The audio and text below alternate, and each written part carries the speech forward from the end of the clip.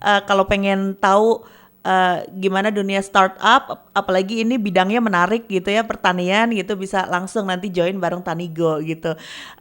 Jadi PR-nya sekarang masih banyak ya, pengen menguasai tanah Jawa ya. Iya. Amin. Amin.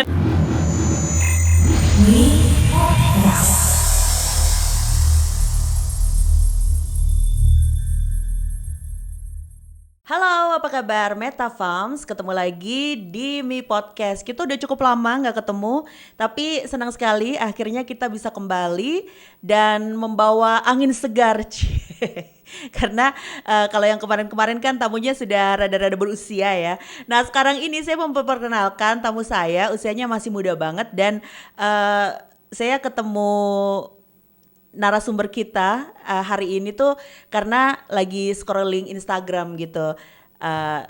Ada satu postingan yang postingnya tuh isinya adalah tentang beberapa startup yang dibuat di Kota Solo. Saya pikir menarik banget karena Kota Solo tuh kan termasuk kota kecil, bukan base sebagai pusat semacam startup yang biasanya ada di kota-kota besar gitu. Jadi menarik sekali kalau kita mengulik salah satu startup yang ada di Kota Solo.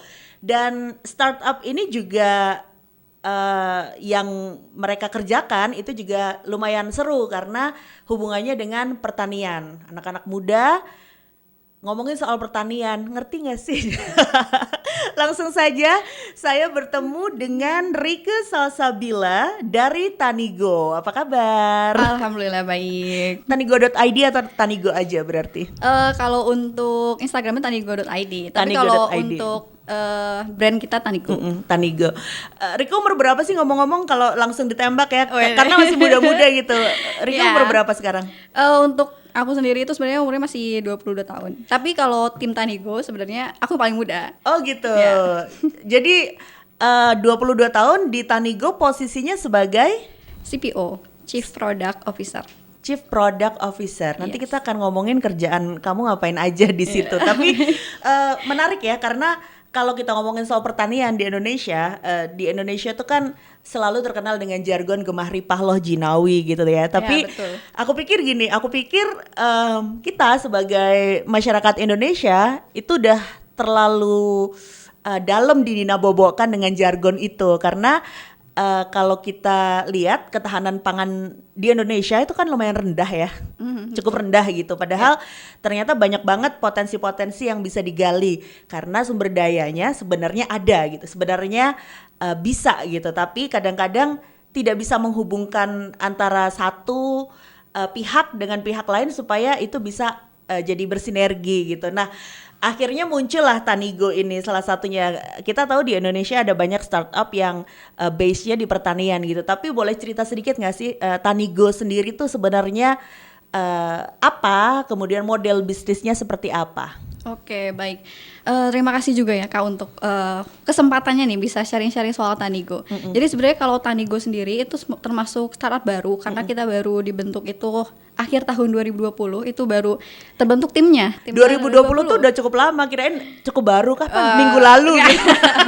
Kalau itu belum jadi startup. Launching banget kan. Iya. Jadi dari tahun 2020 akhir 2020 tapi itu masih tim. Jadi belum dibentuk ada brand Tanigo segala macamnya. Kita udah beberapa kali pivot dan perubahan juga dari model bisnis dan segala macamnya. Akhirnya di pertengahan 2021 kita baru launching nama Tanigo itu.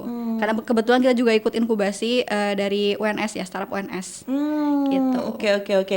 Jadi dibentuknya dari 2020 tapi launchingnya dengan brand Tanigo ini di pertengahan 2021. Ya, sekitar pertengahan. Timnya berapa orang, terus mereka ngapain aja, kamu ngapain aja ya? Tadi kan udah ada tugasnya sebagai CPO, nah tugasnya tuh ngapain gitu, boleh diceritain nggak? Oke, jadi sebenarnya kalau ngomongin startup kan pasti ada CEO, ada CPO, ada CFO kayak gitu-gitu ya, ada marketing segala macamnya digital. Nah tapi untuk Tanigo sendiri sebenarnya kita masih karena kita masih startup terbilang baru, walaupun memang nggak baru banget, 1 tahun udah berjalan. Tapi karena berhubung sistem dari perusahaannya sendiri masih belum stabil, jadi kita masih kayak kita memang punya job desk sendiri, tapi kita juga di lain sisi juga masih kayak mengerjakan job desk yang lain juga yang memang dikerjakan bareng-bareng kayak gitu. Oke. Jadi lebih memperkuat brand Tanigo ini sendiri, baik di maintenance dan lain-lain ya, seperti itu. Nah, terus kenapa tertarik untuk bikin Tanigo ini? Karena startup kamu bisa bikin apapun gitu, apalagi masih muda-muda gitu, kita bikinnya ini entrepreneur gitu ya, bisnis yang kekinian gitu, yang kafe-kafe yang senja-senja gitu. Kenapa malah terjunnya ke sawah gitu? Bener banget. Soalnya kalau misalnya ngomongin startup kan biasanya kalau yang ngomongin startup itu lebih ke teknologi ya, teknologi yang wah gitu, yang keren. Cuman karena berhubung saya juga basicnya adalah anak pertanian, jadi emang sebenarnya dari awal kuliah tuh udah kayak pengen nanti kalau udah lulus terjunnya ke pertanian juga.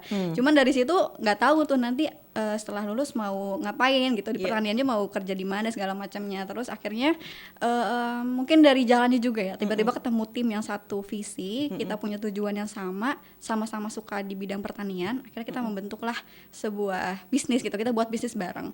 Dan awalnya juga masih belum kepikiran kalau ke startup gitu. Akhirnya karena memang startup juga lagi booming juga ya, startup itu lagi rame. Ya udah akhirnya kita buat startup aja, kita coba biar pertanian ini lebih menarik, kita juga bisa membantu petani dan juga tetap ngikutin perkembangan zaman gitu, teknologi terbaru.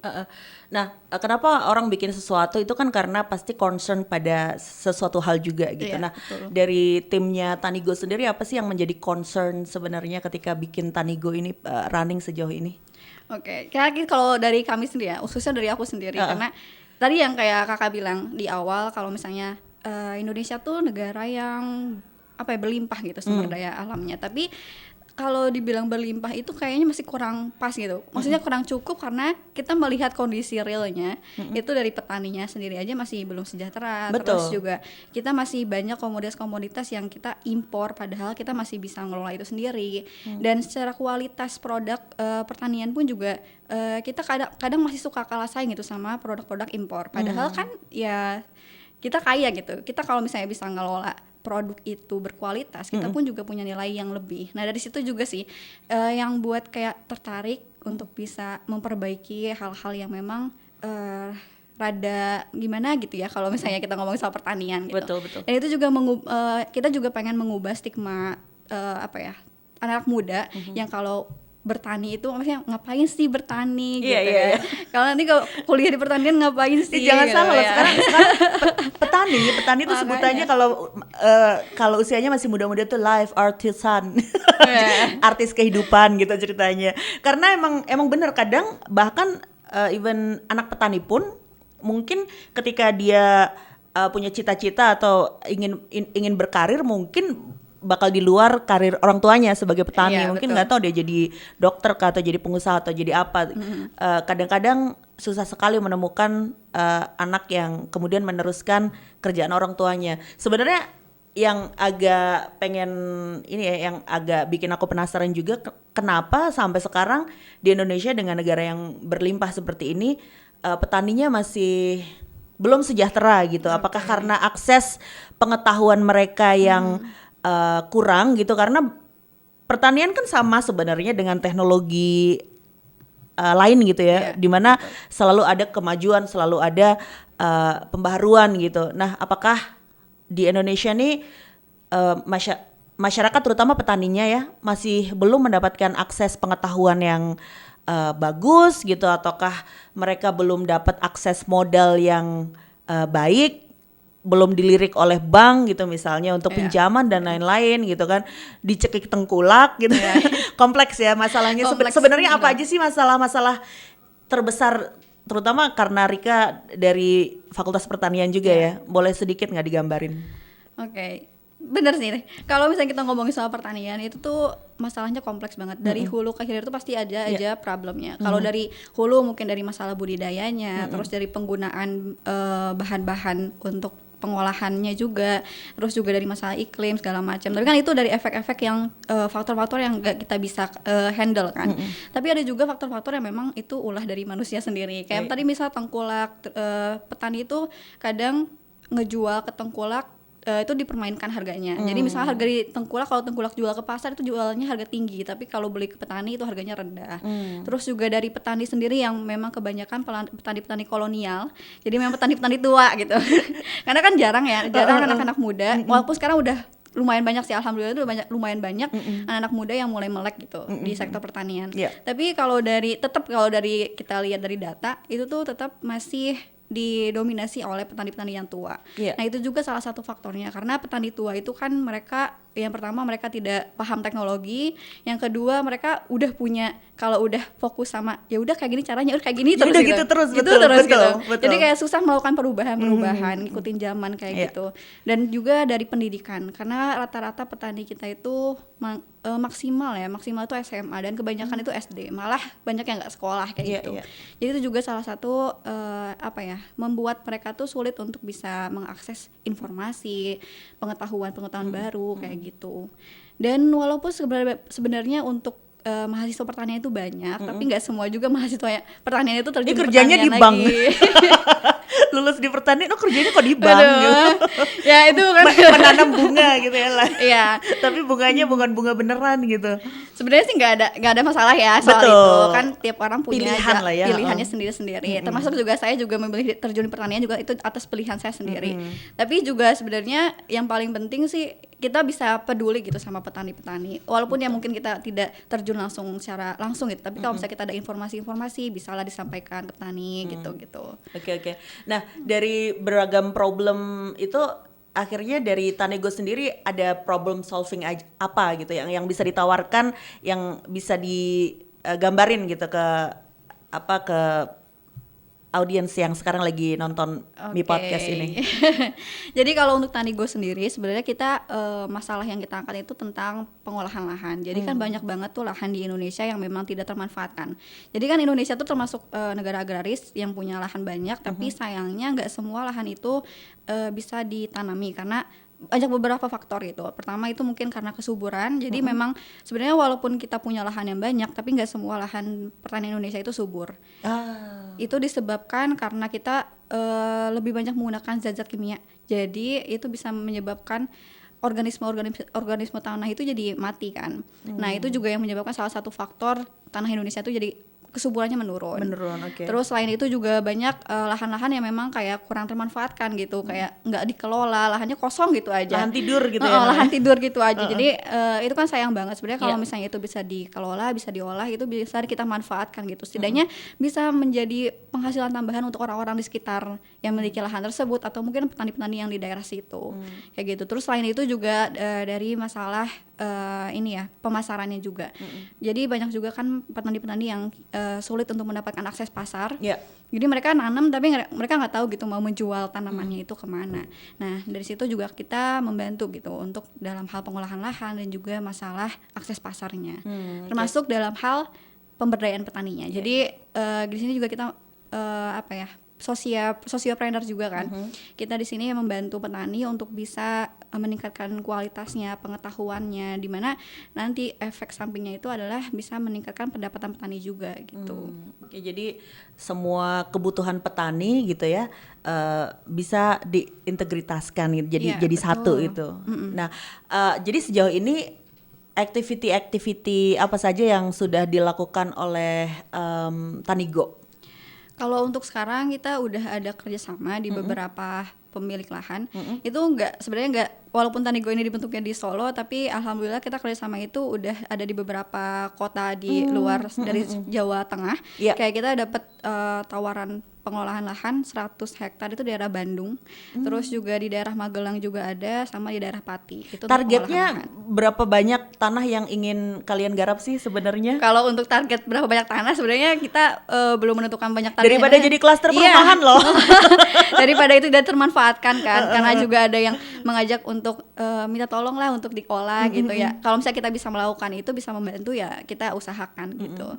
Jadi berapa targetnya? Kebayangnya yang bisa kan dari bikin Tanego kan ada milestone-nya gitu kan. Ya minimal 2% lah dari jumlah lahan yang ada di Indonesia ya.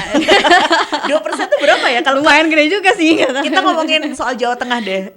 Kita ngomongin soal Oke. Jawa Tengah gitu. 1.000 hektar Ya possible nggak untuk digarap? possible itu target jangka panjangnya ya.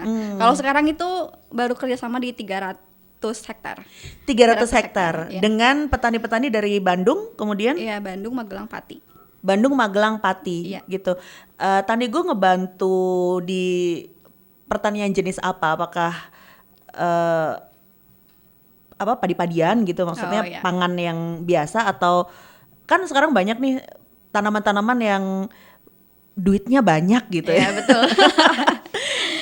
Kelihatannya sepele gitu, tapi duitnya banyak loh ternyata gitu. Apa aja yang dikerjain sama Tanigo berarti? Kalau untuk fokus kita itu sebenarnya lebih ke komoditas ekspor.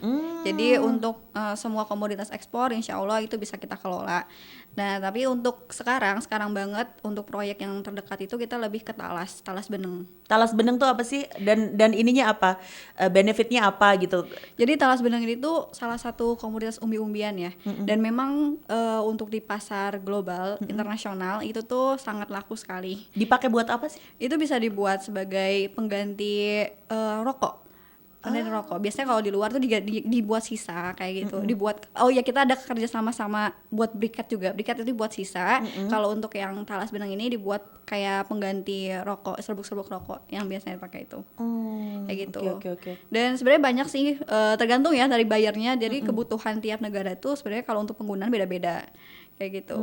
Jadi kita hanya ya udah kalau misalnya mereka butuh ya kita menyediakan gitu. Nanti mereka mau menggunakan untuk apa yaitu kebutuhan dari mereka. Jadi sejauh ini yang digarap oleh Tanigo adalah untuk apa, pengganti bubuk-bubuk rokok itu ya.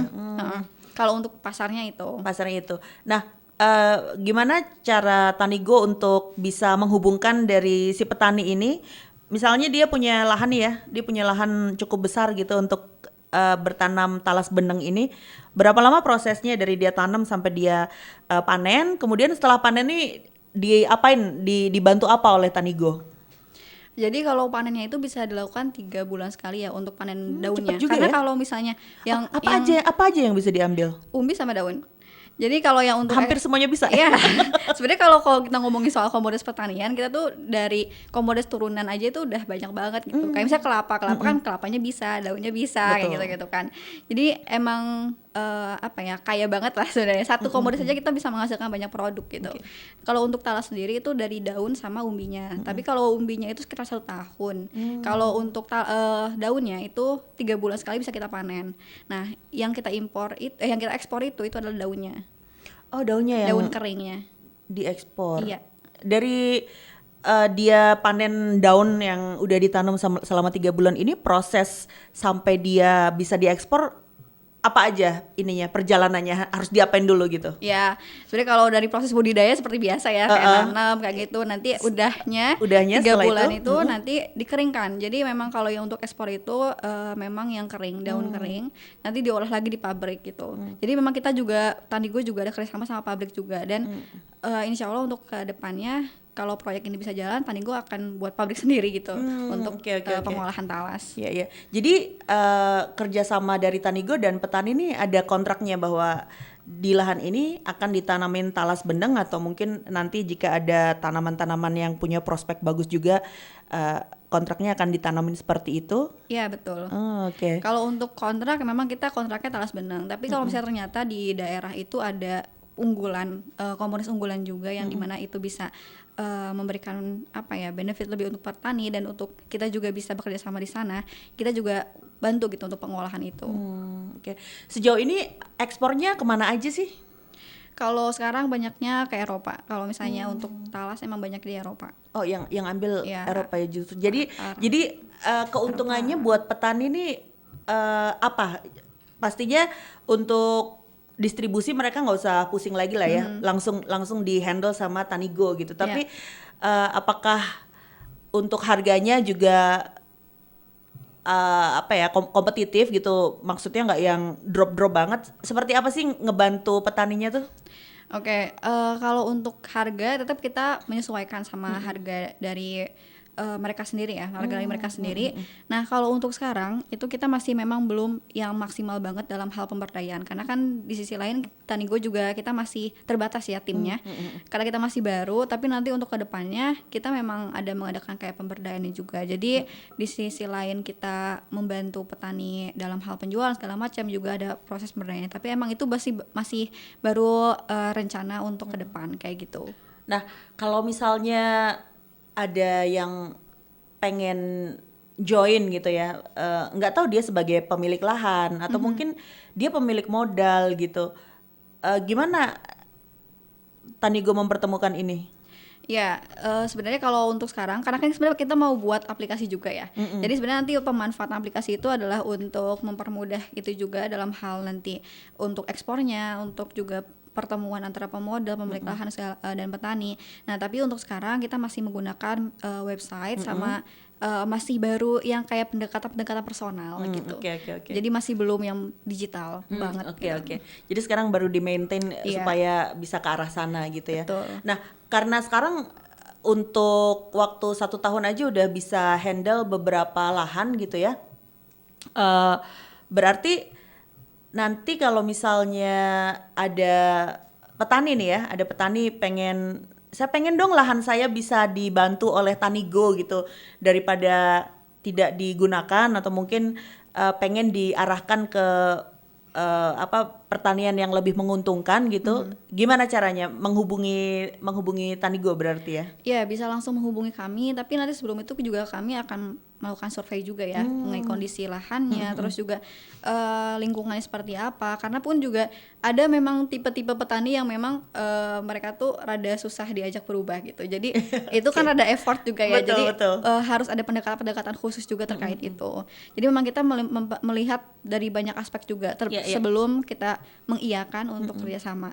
Ini kan sebenarnya sebuah movement yang bagus ya, terutama karena dari anak-anak muda gitu yang secara pola pikir pastinya lebih maju gitu, lebih melek teknologi, lebih tahu bagaimana cara nge-reach pasar yang bukan hanya pasar lokal, pasar yang ya sekitaran circle-nya dia sendiri gitu, pasarnya bisa lebih luas gitu. Tanigo merasa udah terbantu oleh stakeholder misalnya atau pemerintah misal, ada nggak yang nge-reach ke Tanigo sejauh ini? Oke, kalau untuk stakeholder itu kalau dalam bentuk lembaga ya, lembaga ataupun mungkin pemerintah itu belum. Tapi memang kita sih ada target untuk bisa mendekat juga minimal ke pemerintah desa lah, pemerintah desa yang biar kita bisa kerjasama untuk pengembangan desa itu. Karena biasanya kalau pendekatan ke petani seperti itu kan lebih enak kalau mereka ini ya di perkumpulan taninya ya. Jadi emang pendekatan kita tuh ke kelompok-kelompok khususnya. Memang kalau misalnya kayak di Bandung itu kan juga mereka ada kelompok yang memang kumpulan petani-petani yang ada di daerah Jawa Barat. Nah, di mana dari situ kita deketin, kita coba masuk ke dalam lingkungannya mereka. Dari situ kita pelajari gimana budayanya segala macam. Nah, kalau misalnya udah deket kan enak tuh kalau mau diajak kerjasama. Itu juga salah satu strategi juga sih untuk bisa deket sama petani. Karena hubungannya nggak cuma ke lahan ya, tapi ke bagaimana demografinya seperti apa, kemudian bagaimana budayanya mereka. Kan pasti satu daerah dengan daerah lain beda-beda ya. Jadi pasti menarik gitu. Nah, sejauh ini kalau boleh tahu ya dari pertanian di Talas Beneng ini, berapa sih hasil yang bisa yang bisa didapat gitu, let's say dari 1 hektar tanah gitu, atau nggak tahu deh ngitungnya per 3 hektar atau per berapa kuintal gitu, berapa ton gitu misalnya? Iya, sebenarnya kalau dari hitungan banyak sih ya, saya juga lupa ingat berapa. Tapi kayak kuburan ya, lupa ingat. Segera kuintal dapat. 3 kuintal per hektar. Ya per hektar. Itu untuk daunnya aja. Untuk daunnya aja. Hanya untuk daunnya aja. Berapa keuntungan yang bisa didapatkan secara general lah ya? Itu bisa sampai ratusan ya jelas. Soalnya untuk per kilo itu kalau misalnya dijual kering itu per kilonya kalau kita ngambil dari petani itu 18.000 sampai 20.000. Terus nanti kalau kita jual ekspor kita kan pasti naikin harganya. Betul. Itu bisa sekitar 25. Jadi per kilonya ya. Karena kan harus ngurus banyak hal ya kalau diekspor gitu. Nah, tujuan besarnya Tanigo setelah bertani talas beneng ini apa lagi? Yang kira-kira dalam waktu dekat apakah mau lebih fokus ke situ atau udah mulai kebayang tanaman-tanaman yang berprospek gitu, atau kita ini beternak ikan ya misalnya. merambah ke perikanan atau ke apa namanya, ke pertanian-pertanian yang lain gitu. Jadi kalau untuk Tanigo sendiri sebenarnya kan kita dibagi ada beberapa proyek ya. Talas ini tuh adalah salah satu proyek budidaya. Jadi emang yang kita bantu dalam hal budidaya segala macam. Tapi juga kita ada kerjasama di mana kita cuman mensuplai aja. Kita ngambil langsung dari petani. Nah itu untuk komoditas-komoditas ekspor kayak kelapa, terus juga ketela.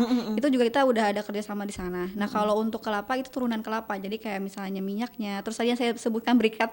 Nah itu juga udah masuk kerjasama kita juga. Jadi beberapa komoditas turunan kelapa sama ketela kayak gitu.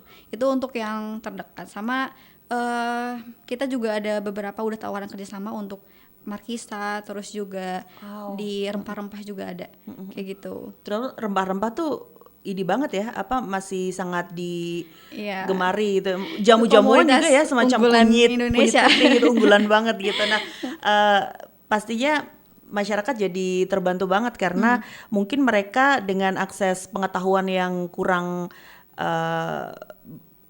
kurang resourceful gitu ya, dibantu oleh teman-teman dari Tanigo ini. Jadi ya nggak ngendon di situ-situ aja hasil pertaniannya, nggak diambil tengkulak gitu. Jadi nggak cuma disebar di pasar-pasar aja gitu. Kemudian harapan dari tim Tanigo setelah 1 tahun berjalan ini dengan beberapa proyek yang sudah kalian lakukan gitu ya, apalagi sih mimpi besarnya disuntik investor yang lebih besar kah? Udah dapat investor belum sih ngomong-ngomong? Iya udah, yang tadi saya sebutkan itu, jadi kita udah ada kerjasama sama salah satu beberapa investor, tapi yang udah fix dan memang mau satu visi ya sama Tanigo itu udah ada gitu. Jadi alhamdulillah sih udah kalau untuk investor. Tapi ya kan karena kita masih butuh beberapa investor lagi ya. Masih banyak lagi malah investor, karena kan untuk proyek Tanigo kalau misalnya dijalani semua itu butuh modal yang gak sedikit gitu. Betul. Jadi tetap kita membuka peluang-peluang kerjasama kayak gitu. Yang lain kan udah bisa bakar-bakar uang ya, ini masih harus kerja keras banget gitu. Masih kerja keras banget gitu. Nah, kalau misalnya PR terberatnya dari Tanigo sendiri apa sekarang? Kalau untuk sekarang ya, karena kita masih memfokuskan tim, kayak timnya kita bonding lagi, kita tingkatkan lagi secara pengetahuannya, terus kualitasnya, terus juga mungkin untuk dalam waktu dekat ini kita lebih banyak untuk ikut inkubasi juga ya, inkubasi, lomba-lomba, karena di situ juga dapat permodalan, karena emang dari awal Tanigo dibentuk kita tuh untuk permodalan itu semua dari hasil lomba. Gitu. Jadi emang kita sebelum ke investor kita tuh dari lomba-lomba dulu. Investor itu baru ada baru akhir-akhir 2021. Gitu. Itu baru kita pakai investor. Jadi untuk pertama kali kita ngebentuk, kita ngebutuhin modal sekian-sekian, itu kita dari lomba gitu. Emang socialpreneur beneran ya? Iya benar. Jadi demi meningkatkan taraf hidup petani gitu ya, saya bersedia ikut lomba yang hasilnya nanti dipakai untuk running Tanigo ini gitu ya. Nah terus kalau misalnya pengen, pasti kan banyak nih anak-anak muda, ini kok seru sih join di pertanian yang modern gitu ya. Gimana mereka bisa nge-reach Tanigo gitu? Kalau untuk ngepoin Tanigo bisa lihat Instagramnya dulu ya, Instagram dulu tanigo.id. Nanti di sana tuh ada informasi-informasi terputar kalau misalnya kita ada hearing atau mungkin ada internship. Tapi kalau untuk sekarang kita buka internship, cuman kita masih buka di 2 bidang, itu di UX aplikasi sama di desain aplikasi. Jadi belum buka ke banyak bidang sih, karena emang baru itu yang dibutuhin banget. Oke, base-nya di Solo atau di kota lain berarti kalau sekarang? Nah, kalau untuk internship ini sebenarnya kita buka itu di umum ya. Jadi mau dimanapun mereka berada itu Remote bisa. aja gitu, dari mana aja bisa Ya, karena gitu. emang work from home juga kan, kerjanya dari rumah bisa gitu. Jadi nggak harus ada di Solo, nggak harus stay di Solo. Oke. Jadi dari mana aja bisa kalau mau gabung di internshipnya bareng Tanigo itu Iya. sekarang lagi dibuka gitu. Jadi bisa ini nih Meta Farms bisa cek-cek yang lagi kuliah ya daripada kalian ngapa-ngapain kan. Lagi banyak kuliah di rumah juga kan, lagi banyak Iya. kuliah online juga mungkin belum tatap muka. Jadi kalau pengen tahu gimana dunia startup, apalagi ini bidangnya menarik gitu ya, pertanian gitu, bisa langsung nanti join bareng Tanigo gitu. Jadi PR-nya sekarang masih banyak ya, pengen menguasai tanah Jawa ya. Iya. Amin. Amin gitu. Jadi kalau bisa tuh lahan-lahan yang ada di Pulau Jawa lah, kita nggak usah jauh-jauh ke seluruh Indonesia ya. At least di Pulau Jawa ini bisa dimanfaatkan selain jadi klaster perumahan gitu loh. Karena suka sedih loh, suka sedih karena rumahku kan juga cukup jauh ya dari kota. Jadi kalau pas lagi perjalanan lagi nyetir kemana gitu kadang-kadang suka sedih, tiba-tiba udah ada pancang tanah dijual padahal itu sawah luas banget gitu ya. Sawah luas kemudian subur gitu. Jadi sayang aja kalau misalnya nggak ada lagi yang mau bertani gitu. Apa pesan kamu buat anak-anak muda Indonesia? Waduh, kalau dibilang pesan ya untuk anak muda, lebih inovatif, kreatif tentunya. Terus juga kita tuh jangan takut untuk melangkah memulai sesuatu. Pasti banyak banget rintangannya. Kayak misalnya saya sendiri gitu ngalamin ketika saya memulai startup ini, saya kan masih kuliah, terus juga di posisi yang semester akhir kita masih ngurusin skripsi segala macam. Dan untuk memulai sesuatu yang baru, apalagi bisnis itu kan, kalau bisnis sendiri kan kita kalau di awal-awal merintis itu pasti belum dapat penghasilan segala macam, kita harus benar-benar mulai dari nol. Nah itu tuh harus tahan banting sih. Betul. Terus tahan banting. Kadang-kadang kita, aduh kok lama banget sih gue nggak dapet balik modal. Iya. Dan kalau misalnya kita udah punya mimpi, benar-benar dikejar gitu. Karena yang membuat kita bisa mencapai titik kesuksesan itu adalah keyakinan dan juga kerja keras. Betul. Gitu. Dan suntikan dana besar kalau misalnya itu nanti datang ya. Jadi lebih jalan tol gitu, lebih ekspres gitu. Terima kasih sekali Rika Iya, udah terima kasih mampir kembali. ke Meta Solo FM, udah ngobrol-ngobrol menarik sekali. Startup Tanigo mudah-mudahan sukses. Amin. Dengan project-projectnya dan pastinya juga bisa memajukan petani-petani di Indonesia. Amin. Thank you. Salam buat teman-teman semuanya. Siap, terima yang kasih. bekerja keras di banyak tempat gitu ya. Dan untuk Meta Farms itu tadi ngobrol-ngobrol Adia bareng Rike Salsabila dari startup asal kota Solo namanya Tanigo. Dan silahkan kalau mau kepo-kepoin Instagramnya mereka di tanigo.id ya. Dan kita akan ketemu lagi dengan tamu-tamu menarik lainnya di episode berikutnya. Bye.